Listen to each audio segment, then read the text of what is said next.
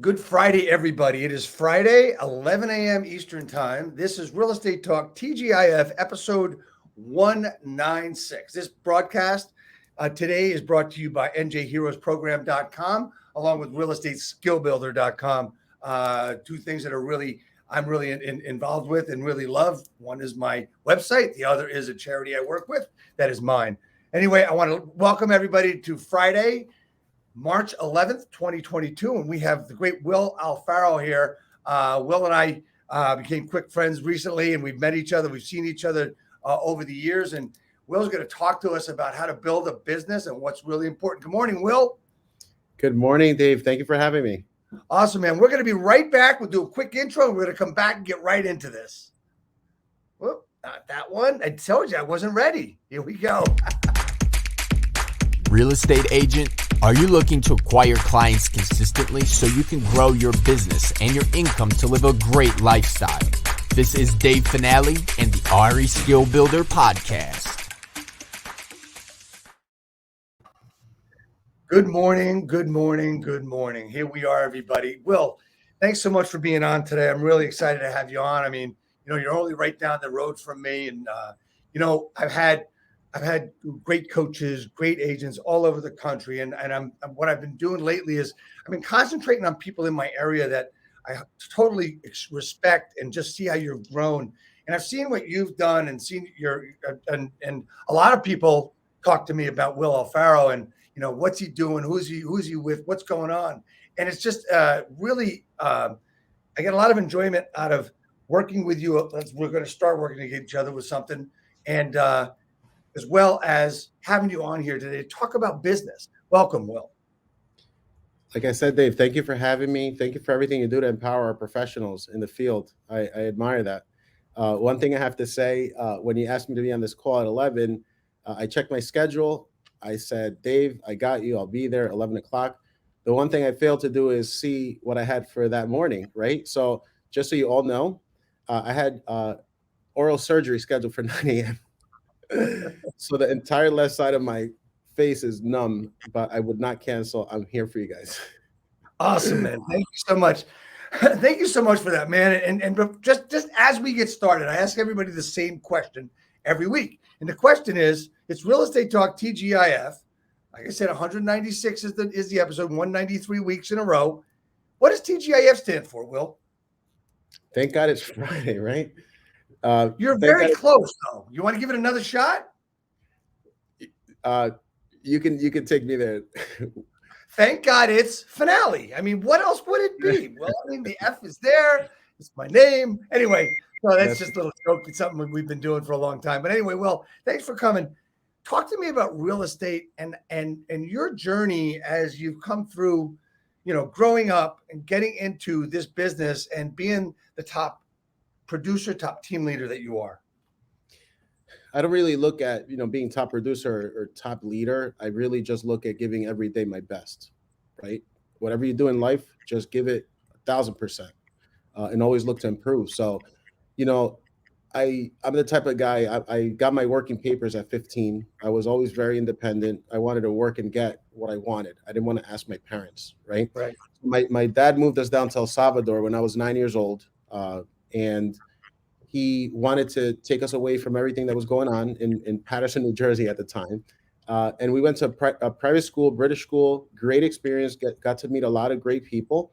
But I was always independent, right? So every summer I used to come in and work in the US and have my spending money for the rest of the year. Right. I did that every year consistently, every single summer, because I wanted to be independent. I finished high school over there, did a couple years of college, and then came to college, transferred to Rutgers, Newark.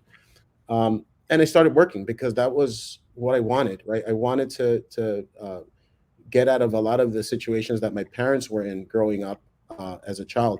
And I wanted to be able to do all these things without having to depend on anybody else, right?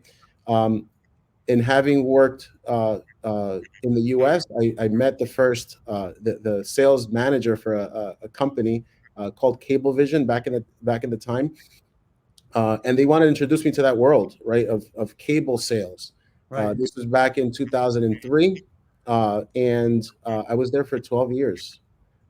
Wow. So it was definitely an experience in not just working, but also managing objections, right? Handling objections, developing that tough skin, that grit, right? Because the department was in-person sales. So In-person imagine sales, what does that mean? you go knocking on a door to some random person and try Wow. to sell them cable. So I was pretty much managing competitor accounts. Anybody that had DirecTV Dish Network, we would switch over.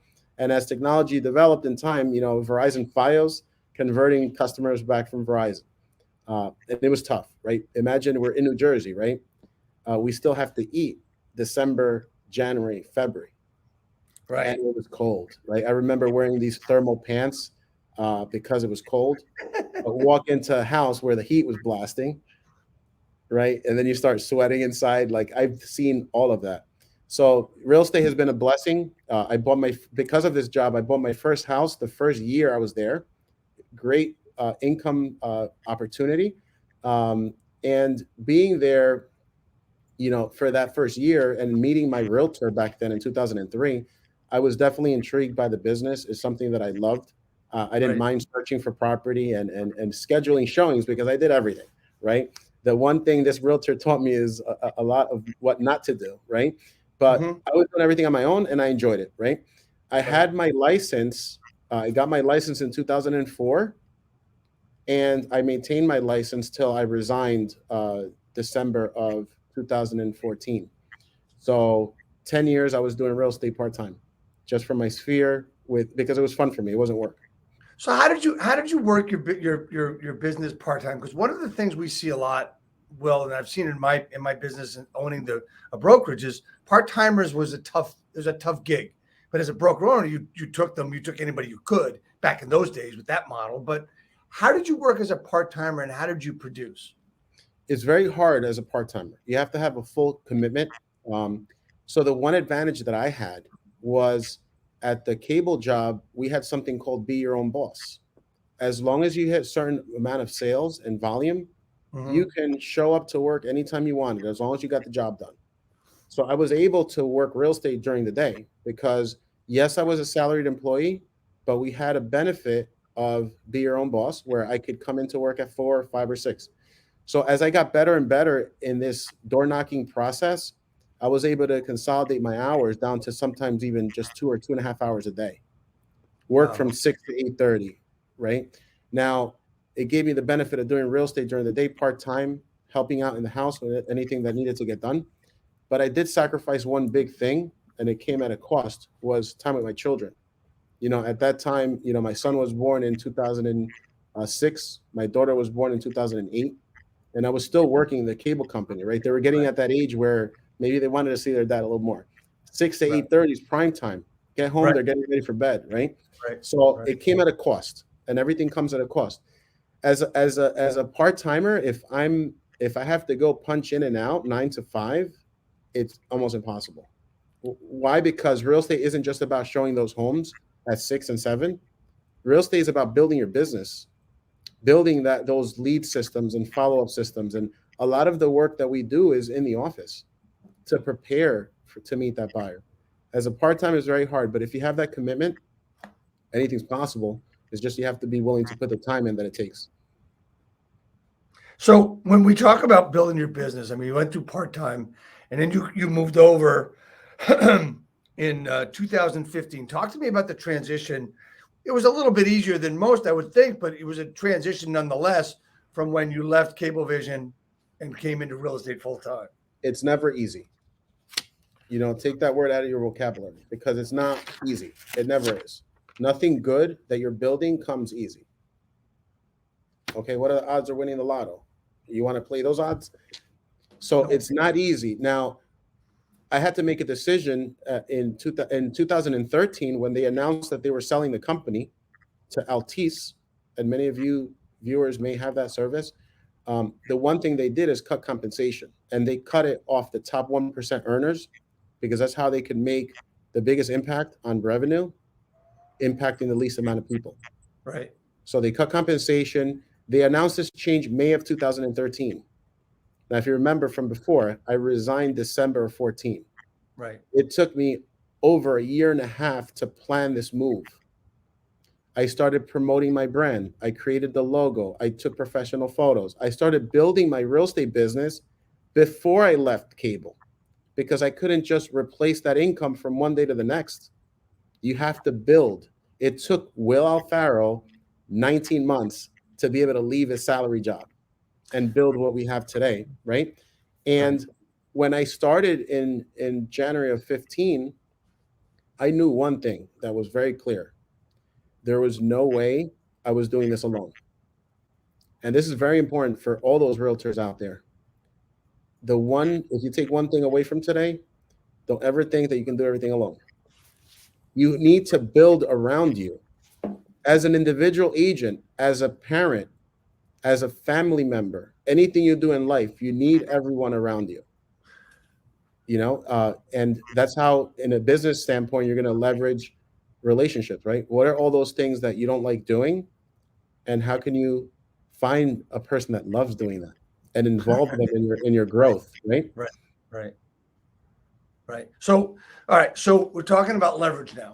We're talking about building a business, and you knew that from day one of your full-time position as a real estate agent, you would need to leverage people. But before we get to that, I want to ask you a question. Did you have that 19 months? Was that about building the brand, building systems, or was it about making sure that you were doing the business with the income that you could replace? Because a lot of people, they want to start part-time and they want to move into full-time, but there's a number they have to replace. Correct. How did that work out in your head? Because this is something I hear a lot. Yeah. So in the real estate business, based on my experience, you should have at least 6 months of reserves, all your bills paid for 6 months. Imagine you move into real estate and you have no income, right? Now, because I was at this cable company for all those years for a reason. It was very high paying. The company looked at this sale as a sale they wouldn't get any other way. They mailed them, they called them, and they never switched. We were the SEAL team, right? So the compensation was really high, and that was the lifestyle that I was used to. So how can I just replace that from one day to the next? I had to build up my pipeline. So get listings, get deals under contract, and get closings. Not just have my 6 months reserves, but also know I have a healthy pipeline with deals that are pending to close the next 6 months and new listings that I'm working on for the next 6 months, right? So May 13th through December 14th was planning. Once we planned that, and I felt like I was in that position to make the move, I did it, right? And did I know it was going to take 18 months or 19 months? No. I just gave it my best effort, balanced my time between keeping my job, because I still had to hit those minimum performance numbers to be eligible for Be Your Own Boss, and then still build the business. It took extra hours for sure. So it was discipline, right? It was 100% discipline. What would you say to, and well, you've been in the business long enough to understand and to see the agents out there that get distracted easily, right? They don't have that type of discipline. Is there a switch? Is there something you can tell me or something you can tell them that would help them be more disciplined in their business so they concentrate better? Is there something that you have used, or is it just plain, grit and just saying, I'm not going to let anything get me? Yeah, many people say, hey, what's the one thing, right? What's the one thing I can do to make more sales, get more listings, have the right mindset, all these things. They always ask for that one thing. If I have to think of one word that you can take today, is being coachable. Coachable. Okay? Be coachable. And I'll tell you why that's so important. I don't know about you guys, but I'm always learning. I'm learning every day. I know you are. Okay? I was listening to a podcast today for an hour. I took 10 pointers from it and I wrote them down. So if you're taking other input, experiences, knowledge from others, and you're applying it, maybe making some tweaks, right? Because maybe it's not perfect, or maybe your method is you have a certain strength, right? You have to be coachable in order for these changes to make an impact in your life, right? So a lot of the things that I've learned today, I'm already applying. So being coachable means that you're actually listening, and analyzing the information that's given to you, and then you're acting on that, right? Many people get information, it goes one ear and right out the other. Right. I can tell you everything, and guess what? They go back to their routine. They go back to what they're used to. Be coachable, and then that means you're always learning, and then take action on those items. Okay, so be coachable, always learning, get it 100%, agree with you. I do it. I mean, when I work out, when I run, it's either listen to a book or a podcast. And the pain in the neck is when I'm running inside on a treadmill, I stop the treadmill to write notes down, which is a pain in the ass, but I still have to do it, right? But here's the thing. Through my career, I've seen so many agents and so many people go to seminars, listen to stuff, and their whole point is if I can get one good idea out of this. And I say to them, guys, you want to get one good idea? How about implement one good idea? How do you I think that's the change, right? I mean, people think, oh, yeah, I'm coachable. Oh, yeah. Okay, great. And they never made a basketball team, or they got cut from everything that they tried because they weren't coachable, or they weren't as good as they thought they were. Would you agree with that, by the way, as far as implementation? One thing, it's very hard. And listen, I'm a coach too, right? I'm not a professional coach, but I coach my team. Right. I try to make them the best version of themselves. And taking action is hard, right? Because they're used to their lifestyle, their way of looking at things, their mindset, their personalities, right? So it is tough to have people take that action. But the one, and I keep saying the one, not the one, I'm going to give you a lot of ones, right? That's okay, man. If you think about what matters to you, what's your why? Why am I building a real estate team, right? Why am I doing this? Why do I want to make money, right? Because it's not the money, it's what you can do with it to change lives. So I have people working here. I don't look at them as an employee, right? They're helping me grow this system, and maybe I'm helping change their life in ways that they never even saw possible before, right?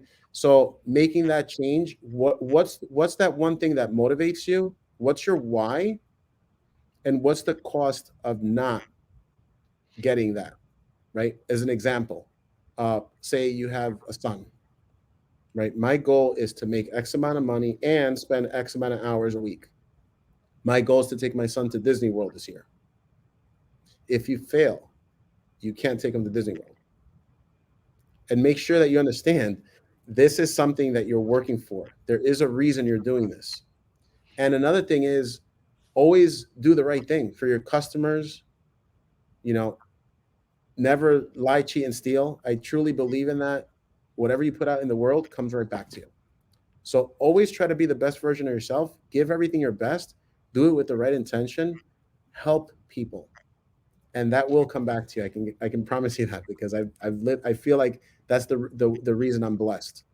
I'm blessed in so many ways, and I directly attribute it to my willingness to share and my true intention in helping people, right?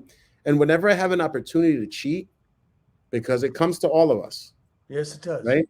It comes to all of us, and it's right there, and you can take it. I think of one thing. I do this deal, and I'm actually hurting another person in doing this deal. How would I feel tomorrow when I find out my son has cancer? I truly believe that. Whatever you do in life comes back to you, good and bad. Maybe it's true, maybe it's not. But that's one thing I'm telling you from my experience is how I live and how I look at things. Put good energy out there. Do your job to the best of your ability with the client's best interest, and you'll see how your life changes. Do you use when you're coaching, how do you get that point across? I mean, we talked about a couple of different things, and I want to talk a little bit about this because I believe that what I want to do is I put it out there everywhere is I just want to help people, right? That's what I want to do. I mean, I give and I receive. You're going to give, you're going to give, you're going to give. And people say, well, you know what? The giving's not working. So, and because I've heard this before, and I mean, the giving's not working. That's what I'm talking about. What would you say to that line? The giving's not working. I keep giving and I ain't receiving. Uh, It's a that's a trick good one, question. Yeah. right? So I keep giving. What is the value in what you're doing? So first, analyze your message. Is there value in the message, or does it make any sense? Number one. Number two, and this applies in any delivery method, is how good of a storyteller you are. So You're true, telling a man. story. So You're true. telling a story. You're watching a movie, and the beginning, the middle, the end, everything's terrible. What's your review, right? What do you think of that? If the story keeps you in touch, makes a connection, that's what makes the difference. You're a storyteller. How good of a storyteller are you? Not that you're lying to people, not that you're BSing them. That's not what I'm talking about. I'm talking about there's different ways of saying the same thing. A way that's perceived the way you want it, and where your true message comes across, or the way that you completely lost them. And a lot of it has to do with you paying attention to the other person. Right. Pay attention to those signs, right? What are they doing right now to show you that they're really desperate? You're really annoying them. And how do you pivot? How do you change? I look at that I do a session every week at 6 o'clock on Wednesdays called Scripts and Dialogues. And I say, it's not what you say, it's how you say what you say. And it's the same with your business. It's not what you do, it's how you do what you do. Right. And I look at that and it's so real. I mean, and the best example I can give you, Will, is a script, right? The script you're going to use for sale by owner or an expired or whatever you're doing. If you read that script, you're just like everybody else, not even that good. But if you interpret that into really caring about people and you listen to the responses, see, there's two things. Number one, saying it when you care. Number two is listening and actually knowing what they said rather than worrying about the next question. So the giving is how you're doing what you're doing and how you're saying what you're doing. Would you agree with that? Of course. So you look at a script, for instance. You read a script, the for sale by owner script, as an example. Right. There's two important parts of this for sale by owner script. And it's not what the words are on paper. What matters is you internalizing what you're trying to say. Internalize that script where you understand the true meaning of the script, the true meaning of the message. So you internalized it. The second part that's key, and this is big, you have to believe it. You have to believe in the message. Yes, I would never sell my house by owner. I'm a realtor. I can do this for free. I would never post it by owner. And these are the 9 reasons why. I would never do that. You're my sister. You're my brother. I'm telling you right now, remove that for sale by owner sign and hire a professional. Just like you hire a professional to do the 7 tax returns on your businesses because he's the specialist. Right. So internalize the message, and then you have to believe it, because if you don't believe it, everyone can see that. So this is so great. So why are you so depressed, right? If it's the best thing ever. You know what? As you're saying that, I'm saying to myself, man, I've tried to do that crap on my own. And you're so right. Why would I want to sell my house on my own? I can't do that. Right.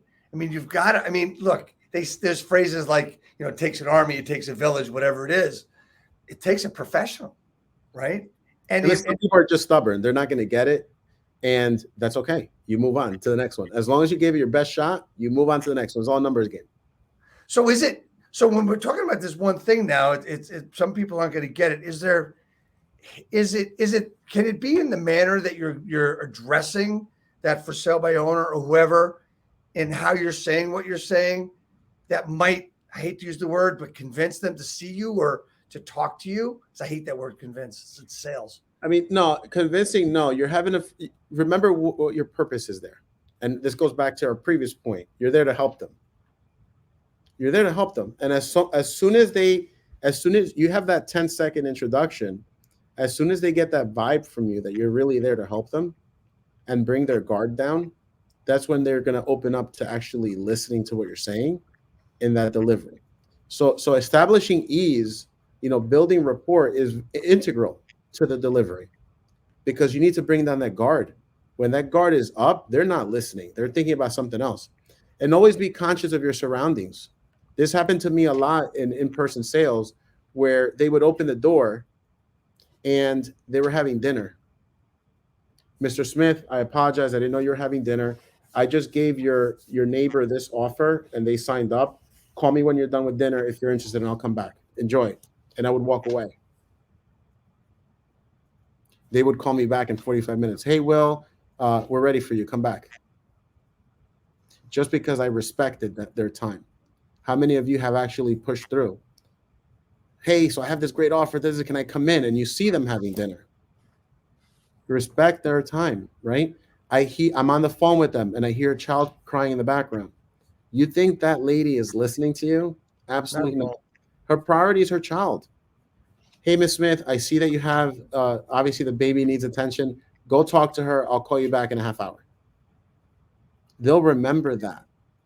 Will was not about Will. He was about me and my child. That's what matters. Right. Now I like him a little bit. Now let me see what he has to say, right? You still have to earn it. You still have to grow that relationship based on that credibility that you've established with the person. And it takes little bites.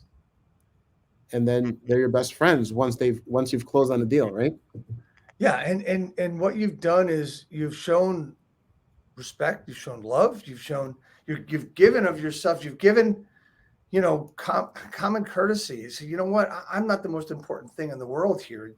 Your child is, or whatever you've got going on, and that's where, I've seen a transition over the past few years with a lot of different agents, and the space between that type and the other type has grown, in my opinion, right? And I want to transition into another category, another topic, and that is I want to talk about marketing and social media and messaging, right? You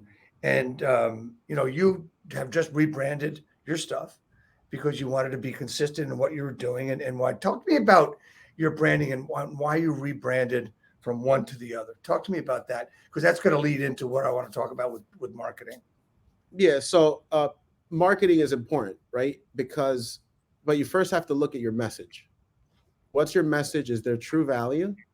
And what's that story that you're telling, that delivery, right? So marketing is important. And then the different channels you're using, you can use one or two or three. The one that's most important is the one that you're consistent on. Right. You're consistently on Instagram, you're consistently on Facebook, you're consistently on both. Quality of the message, the delivery, and the channel, right? When it comes to my personal brand, when I first started thinking about having a team back in 2013, I thought Will Alfaro Properties, right? Because that was the standard. Every agent uses their name, right? So we start building Will Alfaro Properties, start building that brand. And agents were proud of the brand because they knew what we stood for. They knew what our core values were. So they would stand behind the brand. They would wear the Will Alfaro Properties shirt. Okay.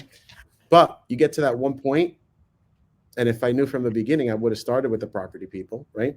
But you learn and you pivot, you change. There's always change, right? So I got to that point where, I want agents to get recognition and I want them to promote their name. I want to scale the Will Alfaro success story with all these individuals. I want Matt O'Hare to build up his brand, Matt O'Hare. I want Virginia Camano to build her brand, Virginia Camano. Your name is your brand. I didn't want to take that away from them. I didn't want another agent walking into your open house saying, hey, I wonder what comps Will used because they see Will Alfaro on the sign. No, that's your listing. So I started giving all my agents credit in the MLS. Good for you, Will. Leader.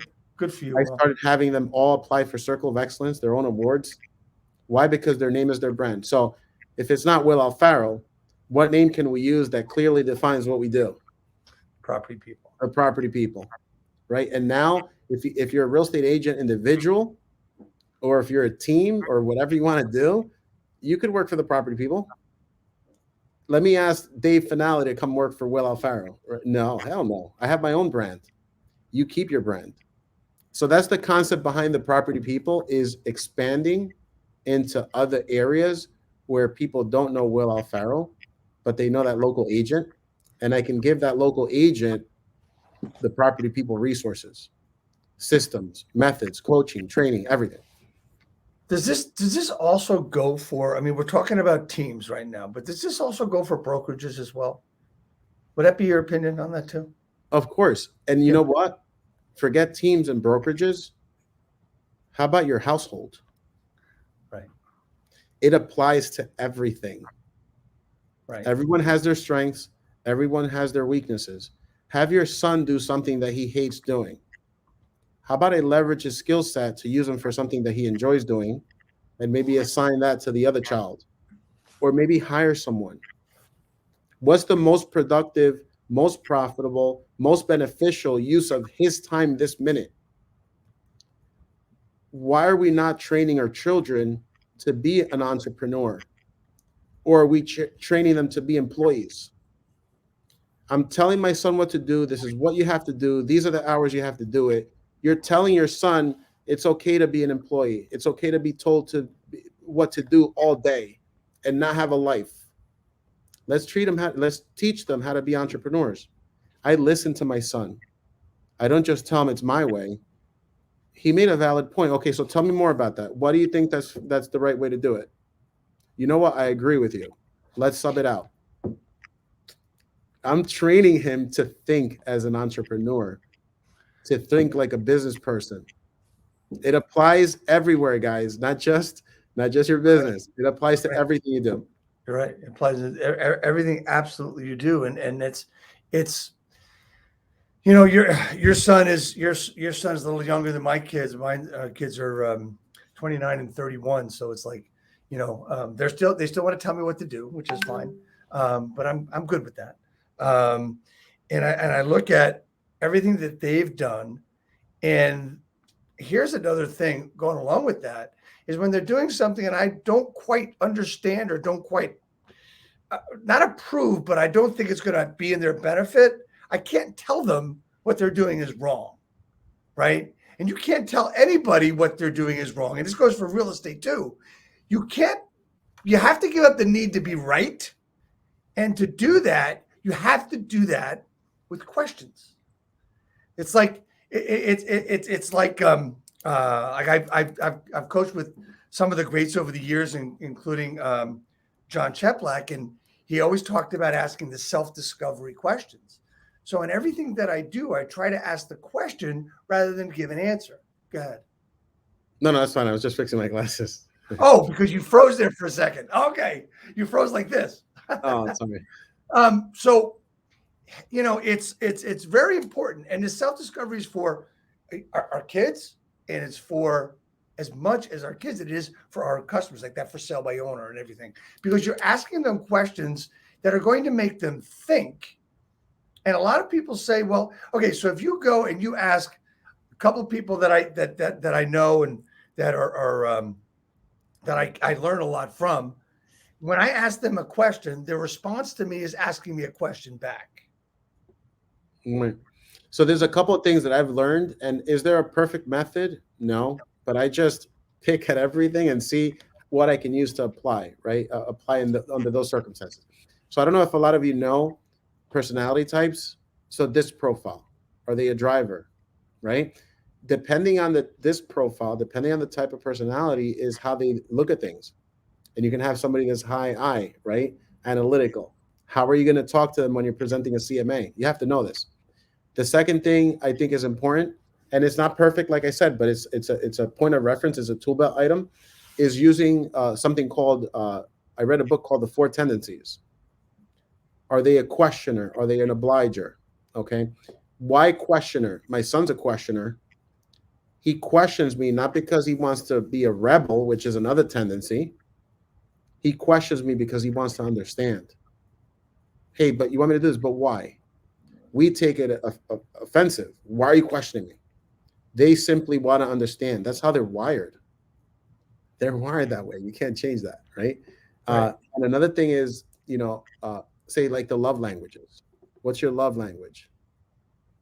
So these are things that you can take all these books and come up with the best version of Dave, best version of Will, given all your knowledge, right? There's a book called Extreme Ownership.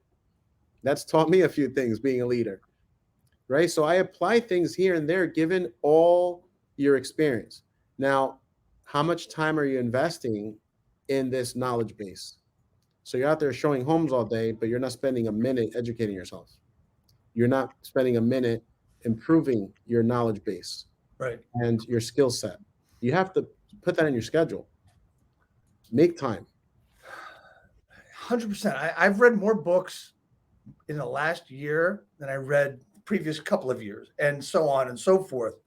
And you've just given me a book that I need to get, and I will be getting that. But there's so many great help books out there for business and for mindset and everything else. I mean, The Code of the Extraordinary Mind, for instance, by Vishal Lakhiani. Brilliant, genius, great book. It's good for the mind, good for the soul, good for the heart. And it's education. You said it in the very beginning. You got to be coachable. You always have to be willing to learn. So let's get back to a couple of nitty gritty things. Okay. So I want to rewind a little bit, a couple of minutes, and go to your business, right? So your business was growing. You get into this and you talk about, you knew that leverage was going to be important, right?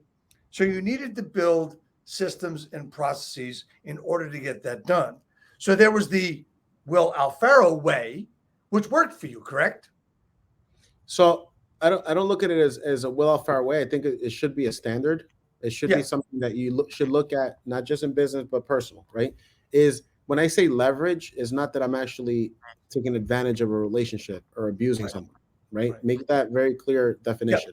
Right. Your leverage is you're putting someone in a position where they're doing something they love and they're helping you grow. When I interview people for a position, what do you feel is your strength? What would you love doing all day? I want them to love what they're doing. I want them to come to love, want to come to work, right? So the first thing was hiring help. There's only 24 hours in the day. You can make it 48. You can make it 72 with 3 people. Right. Leveraging the time, because time is always against us. It's moving too quick, right? Exactly. So getting an assistant, and what's the assistant role? The assistants can have 20 roles if you're one person, or they can have one role because you're a 30-person team and you need 7 assistants instead of just 1, right? So we're at the point right now where we have 6 full-time employees. Why? Not because I want to spend all that money in salaries, is because each and every one of them has a integral part in our growth, integral part in building value to the agent. And the number one goal here, if you think as an individual or team, you can choose, right? If you're an individual, take your yearly income, not your current. You take your yearly income. What do you want to make?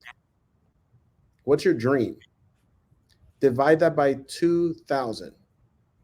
That gives you your hourly rate. That's your worth. Are those tasks that you're performing on a daily basis above or below that, right? You have your under $20 an hour task. You have your $20 to $100 hour tasks, and then you have your 100+ hour tasks. All those things that you don't like, all those things that fall at $20 an hour, outsource it. Give it to someone else, right? If you're doing laundry and you hate doing laundry, have someone else do it, right? And you should be focusing on what's the most profitable, most productive, most fun task that you're performing on a daily basis, and focus on that and just do that. If it's working with buyers, spend more time with buyers. If it's talking to sellers, if it's maybe working 5 hours less a week because you're burnt out, maybe it's spending more time with a son.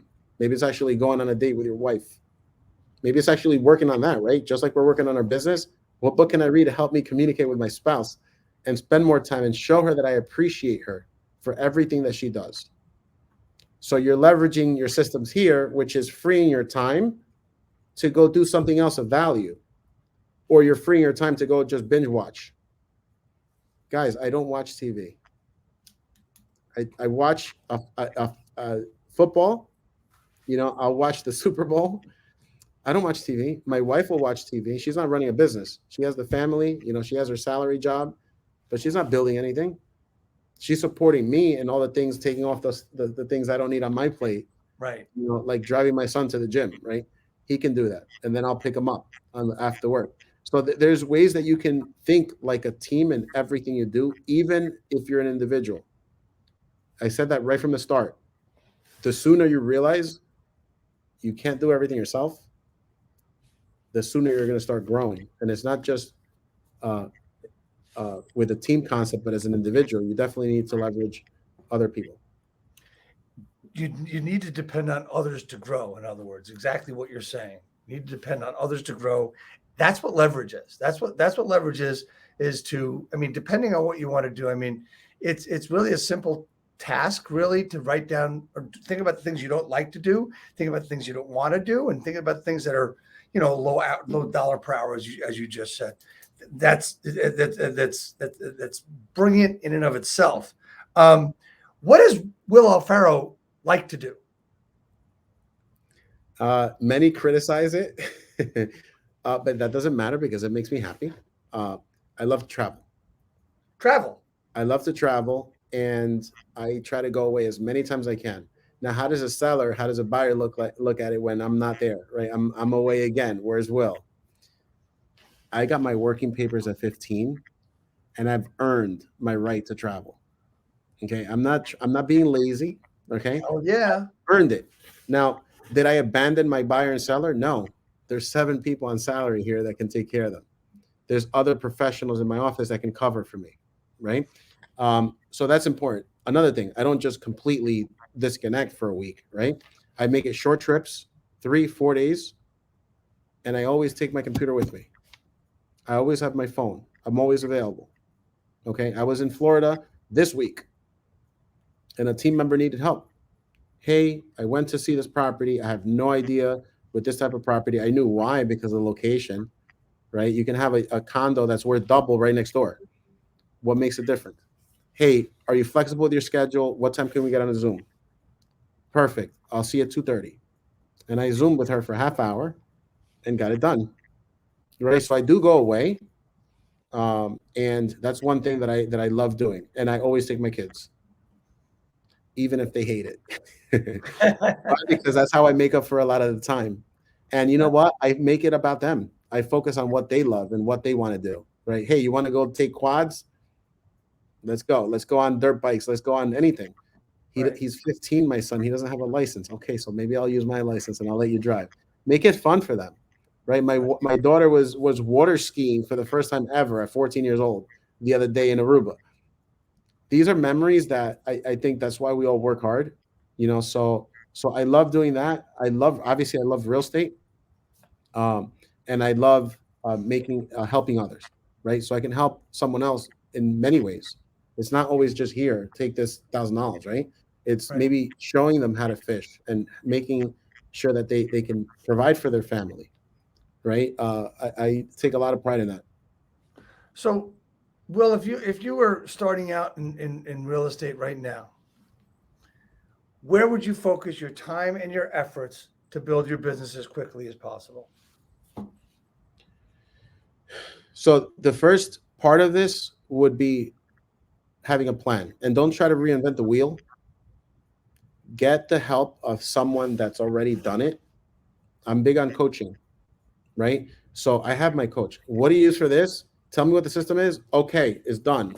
Why try to figure it out? They already did it. They're successful at it, right? And when you're out there, because you're coachable, you're looking for coaching, and you can ask anyone. Anyone can call me and say, hey, Will, what would you do here? Boom, here's the answer. I'm willing to do that, right? But there's a key word here. Doesn't matter what your plan is. Doesn't matter what coach you pay for or get for free. Doesn't matter what brokerage you work with. There's one thing that's key here, is taking action. 100%. Take action. Absolutely. How many actionable items did you perform today?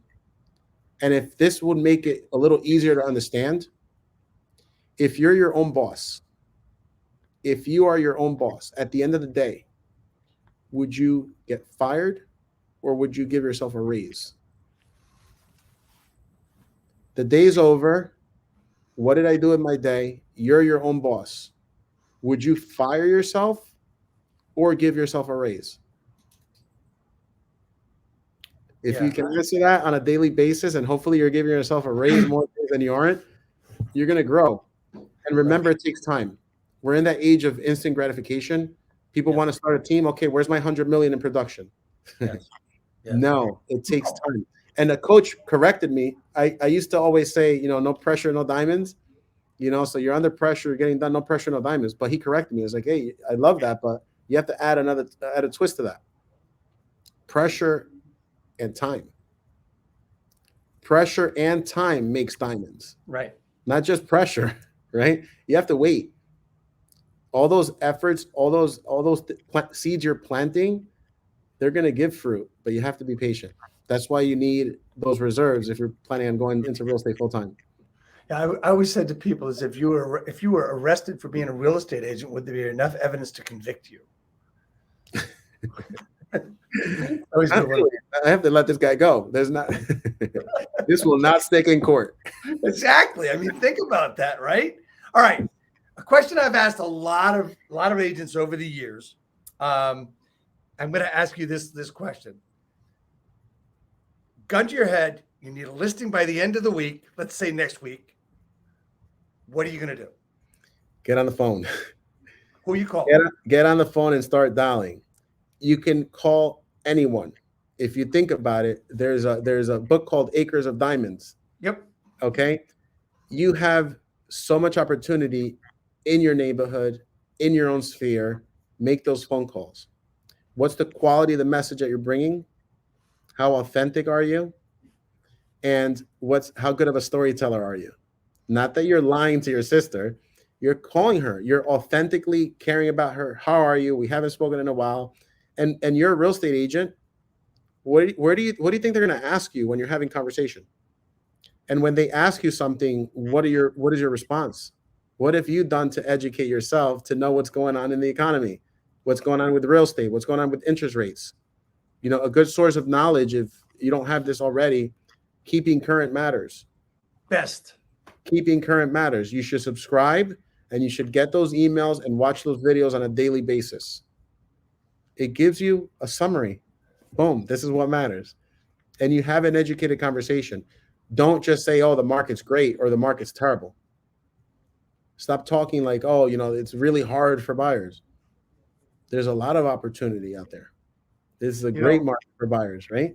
But you have to learn how to say it and why you're saying that, right?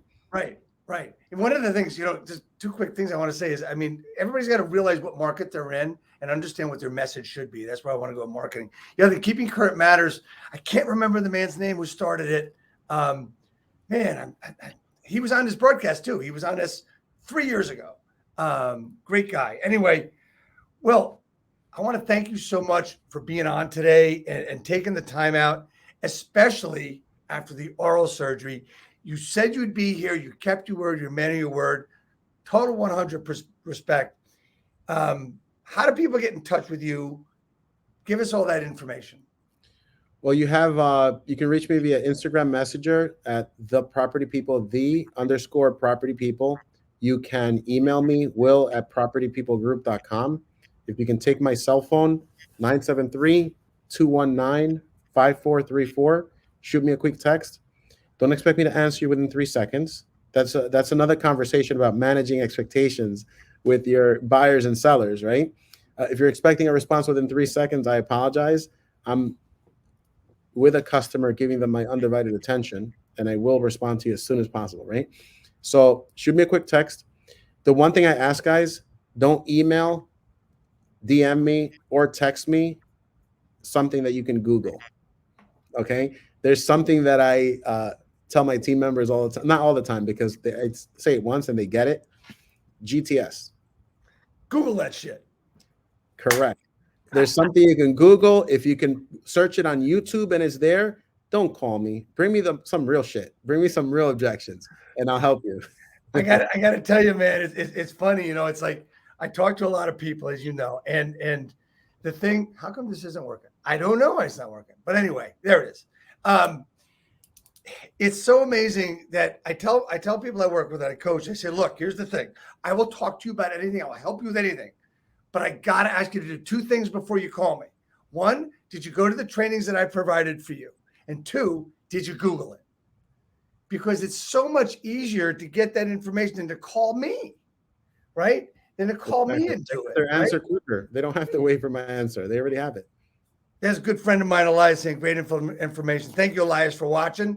I appreciate Elias, that. love you, bro. Good man, right? Good man. So, that's great. And here's your information on the bottom. I want to thank you for being on. Next week, we have another killer coming on and putting his information on the bottom. We've got Brett Sikora coming on next week. Brett is a team leader of the Sikora Group out of Hoboken, and he's going to talk about going from 10 to 40 million in production as a single agent next week. I work with Brett on a daily basis, so we're going to talk about that and get into the nitty gritty. So I got two things left that I need to ask you about before we go away. Number one thing to ask and one thing to tell. How can Dave Finale, how can I help you grow your business? I never gave that any thought, right? But the one thing I value in my role here is relationships, right? So if there's anybody that you know that I can help, you can keep me in mind, because that's my true intention. Collaboration, sharing, that's also a fountain of growth. Right. And you have to do it authentically, right? You have to be willing to help and make a change. 100%. And last but not least, well, I told you in the beginning, everybody that comes on here, they want a hat. Everybody wants a hat. And you know what? I've gone through hundreds of hats already. So I'm going to be sending this out to you. Don't worry. If I don't see you, I'll send it to you. Thank you so much for being on. Everybody, don't forget, next week we got Brett Sikora coming on. Well, just hang on for a minute. And I want to thank everybody for coming. And if I can hopefully do this correctly. Stay positive, take action. Absolutely take action. We'll see you all next week.